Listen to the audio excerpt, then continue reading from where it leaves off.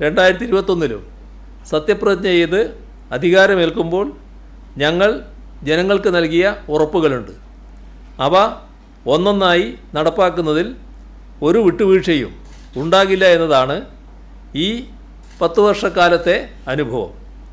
മുൻകാലങ്ങളിലെ പതിവ് മാറ്റി 2021 കേരളത്തിലെ ജനങ്ങൾ തീരുമാനിച്ച ഭരണ തുടർച്ചയാണ് ഏത് പ്രതിസന്ധികളെയും മറികടന്നുകൊണ്ട് മുന്നോട്ട് പോകാനുള്ള വർദ്ധിച്ച കരുത്ത് നമ്മുടെ നാടിന് നൽകിയത്. ജനങ്ങളുടെ അകമഴിഞ്ഞ പിന്തുണയോടെ നവകേരളം കെട്ടിപ്പടുക്കുന്നതിനുള്ള ദൃഢനിശ്ചയവുമായി സർക്കാർ മുന്നോട്ട് പോവുക തന്നെ ചെയ്യും.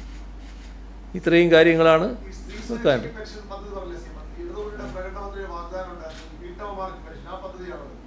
അതുമായി ബന്ധപ്പെട്ട് വരുമല്ലോ, സ്ത്രീ സുരക്ഷ അതുമായി ബന്ധപ്പെട്ട് തന്നെ വരുമല്ലോ.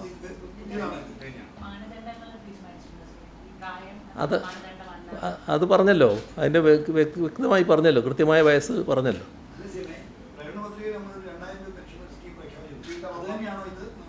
അതാ അതിൻ്റെ ഭാഗമായിട്ടാണ് വരിക.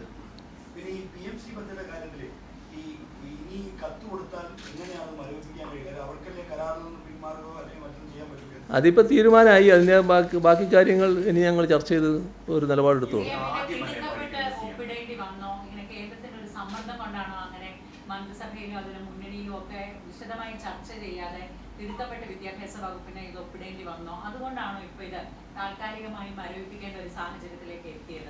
ഇപ്പോൾ ഏതായാലും മരവിപ്പിച്ചല്ലോ, അല്ല മരവിപ്പിക്കുക വെച്ചാൽ റിവ്യൂ ചെയ്യാന്നുണ്ടല്ലോ.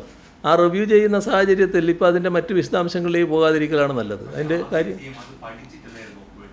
അതെ, അതിന് നിങ്ങൾക്ക് ധാരാളം സംശയങ്ങൾ അതുമായി ബന്ധപ്പെട്ടുണ്ടാവും. പക്ഷേ ഇപ്പോൾ ഒരു നിലപാടെടുത്തല്ലോ, ആവശ്യമായ കാര്യങ്ങളെല്ലാം സമൂഹത്തിന് മുന്നിൽ ഉയർന്നു വന്നല്ലോ.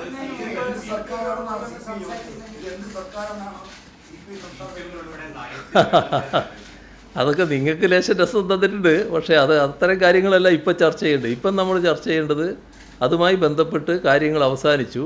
ഒരു നല്ല രീതിയിൽ കാര്യങ്ങൾ പരിശോധിക്കാനൊരു സമിതിയെ ചുമതലപ്പെടുത്തി. ആ സമിതിയുടെ പരിശോധന നടക്കുന്നതുവരെ PMശ്രീയുമായി ബന്ധപ്പെട്ട നടപടികൾ ഇവിടെ നടപ്പാക്കില്ല എന്ന് കാണുകയും ചെയ്തു. അവിടെ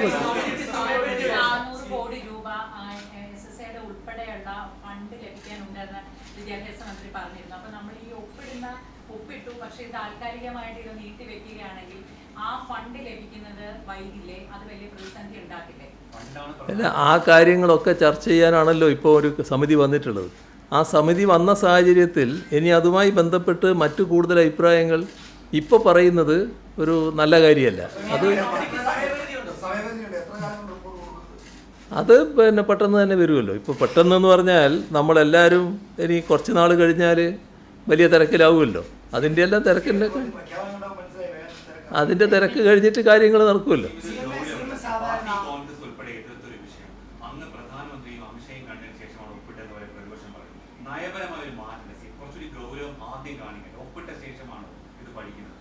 അല്ല, എങ്ങനെയുള്ള പല ആക്ഷേപങ്ങളും ഉന്നയിക്കുന്ന ഒരു സ്ഥിരം പതിവായിട്ട് വന്നിട്ടുണ്ടല്ലോ.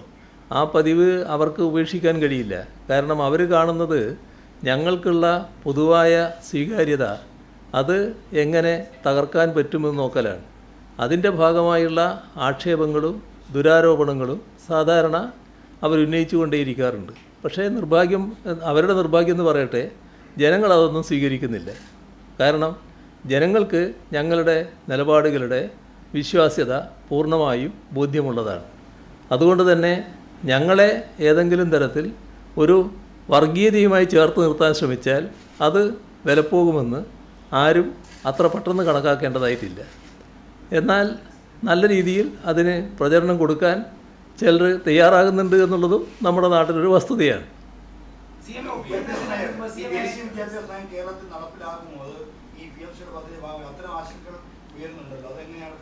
ആ കാര്യത്തിൽ വ്യക്തതയുണ്ട്. അതിനെപ്പറ്റി ഒരാശങ്കയില്ല. അത് ഇതുമായി ബന്ധപ്പെട്ട കാര്യമല്ല. ദേശീയ വിദ്യാഭ്യാസ നയത്തിൻ്റെ ഭാഗമായി അതിൻ്റെ മറവിൽ ഒരു RSS അജണ്ട നടപ്പാക്കാനുള്ള താല്പര്യമാണ്. അതിലൂടെയാണ് നമ്മുടെ പൊതു പാഠ്യപദ്ധതിയിൽ നിന്ന് ഗാന്ധിവധം മറ്റൊരു രീതിയിൽ ചിത്രീകരിക്കാൻ ശ്രമിച്ചത്. അത് ഞാൻ പറഞ്ഞു കഴിയട്ടെ. അതിൻ്റെ ഭാഗമായി തന്നെയാണ് മറ്റു തരത്തിലുള്ള വക്രീകരണങ്ങൾ വന്നത്. എന്നാൽ നമ്മളെന്താ ചെയ്തത്? ആ ചരിത്രഭാഗങ്ങൾ പ്രത്യേകമായി തന്നെ പഠിപ്പിക്കുന്ന നിലയാണ് സ്വീകരിച്ചത്. ആ കാര്യങ്ങളിൽ ഒരു തരത്തിലുള്ള മാറ്റമോ വ്യതിയാനമോ നമ്മുടെ കേരളത്തിലുണ്ടാകില്ല. കാരണം അത്തരം നയങ്ങളോട് വിട്ടുവീഴ്ചയില്ലാത്ത നിലപാടാണ് ഞങ്ങൾ സ്വീകരിക്കുന്നത്. അപ്പോൾ ഇന്ത്യ രാജ്യത്ത് ഇത്തരമൊരു നിലപാട് സ്വീകരിച്ച ഏക സംസ്ഥാനം മാത്രമേ ഉള്ളൂ. അത് നമ്മുടെ സംസ്ഥാനമാണ്.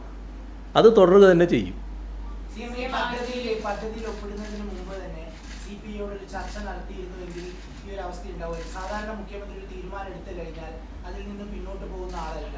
ഇതിപ്പോ വലിയ നാണക്കേടായില്ലേ സമൂഹത്തിന് മുന്നിൽ? അവരോട് ചോദിക്കാമായിരുന്നില്ലേ? എന്താ അതിന്റെ അഭിപ്രായം? ഏതായാലും ഇതുമായി ബന്ധപ്പെട്ട് കാര്യങ്ങളെല്ലാം ചർച്ച ചെയ്ത് തീരുമാനമായല്ലോ. ഇപ്പോൾ അതിലേക്ക് നമ്മൾ പോകാതിരിക്കലാണ് നല്ലത്.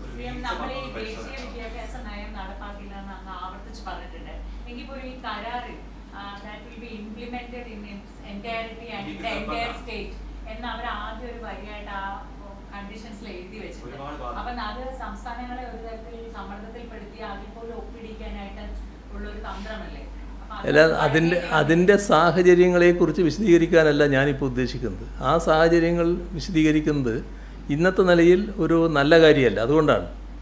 കാരണം ഇപ്പോൾ അതുമായി ബന്ധപ്പെട്ട് പൊതുവിൽ തീരുമാനിച്ചിട്ടുള്ളത് ഇത് നമ്മൾ റിവ്യൂ ചെയ്യുന്നു. ആ റിവ്യൂ ചെയ്യുന്നതിൻ്റെ ഭാഗമായി തൽക്കാലം ഈ ഘട്ടത്തിൽ തീരുമാനം ഒരു കമ്മിറ്റി വന്നല്ലോ. ആ സബ് കമ്മിറ്റിയുടെ പരിശോധന പൂർത്തിയാകുന്നതുവരെ PM ശ്രീ പദ്ധതി ഇവിടെ നടപ്പാക്കുന്നില്ല. അങ്ങനെയൊരു നിലപാടെടുത്തു കഴിഞ്ഞ സാഹചര്യത്തിൽ പിന്നെ അതിൻ്റെ മറ്റു കാര്യങ്ങൾ ഞാനിപ്പോൾ പറയുന്നത് അത് ഗുണകരമായൊരു കാര്യമല്ല. അതാണ് നിങ്ങൾ മനസ്സിലാക്കേണ്ടത്.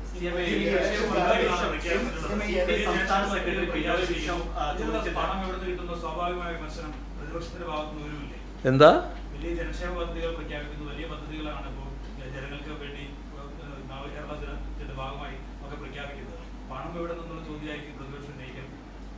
അത് ഇത് കൊടുത്തില്ലെങ്കിലല്ലേ പണം കൊടുത്തത്. പണം കയ്യിലുണ്ടാകുന്നതോടല്ലേ കൊടുക്കുന്നത്.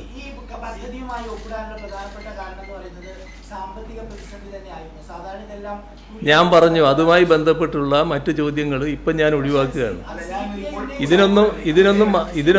ഇതിനൊന്നും എൻ്റെ കയ്യിൽ മറുപടി ഇല്ലാത്തത് കൊണ്ടല്ല. ഞാൻ പറയുന്നത് കേൾക്ക്. ഇതുമായി ബന്ധപ്പെട്ടുള്ള കാര്യങ്ങൾക്ക് ഞാനിപ്പോൾ വിശദീകരണം നൽകുന്നില്ല എന്ന് ഞാൻ പറഞ്ഞു. അത് വിശദീകരണം ഇല്ലാത്തത് കൊണ്ടല്ല. ഇപ്പം ഞങ്ങൾ എത്തിച്ചേർന്നൊരു ധാരണയുണ്ട്. ആ ധാരണയിൽ നിന്ന് വ്യതിചലിച്ച് പോകാൻ ഞാൻ തയ്യാറല്ല. അതാണ്.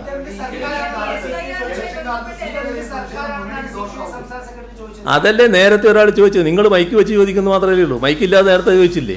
നിങ്ങൾ മൈക്ക് ചോദിക്കുന്നതുകൊണ്ട് മാത്രം ഞാൻ അതിന് മറുപടി പറയൂ.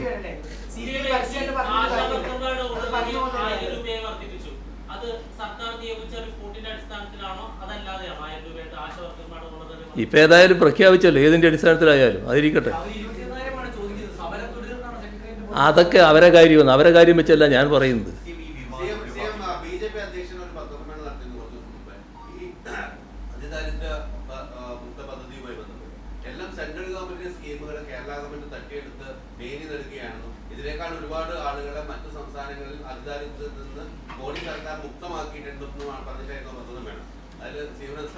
നല്ലതല്ലേ?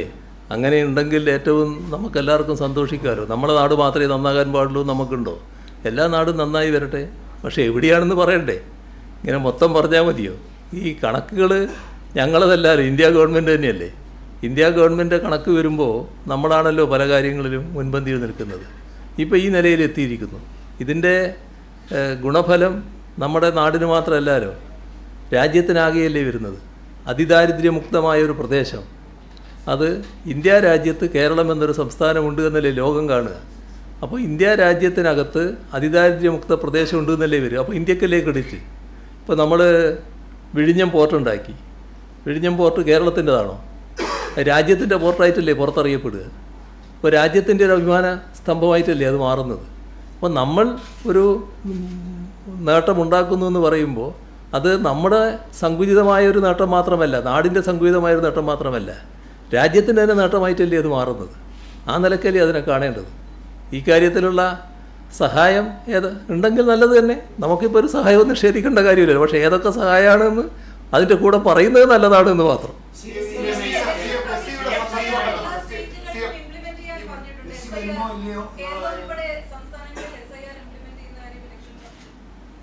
അതെ, അതല്ലേ ഞാൻ പറഞ്ഞത്. അതിൻ്റെ ഒരു യോഗം എല്ലാ രാഷ്ട്രീയ പാർട്ടികളുടെയും യോഗം ചേരാൻ തീരുമാനിച്ചിരിക്കുകയാണ്. 5-ാം തീയതി വൈകുന്നേരം 4 മണിക്ക് എല്ലാവരുടെയും യോഗം വിളിച്ച് ചേർക്കുക. എന്നിട്ട് പൊതുവിൽ ചർച്ച ചെയ്തൊരു നിലപാടെടുക്കാമെന്നാണ് കാണുന്നത്.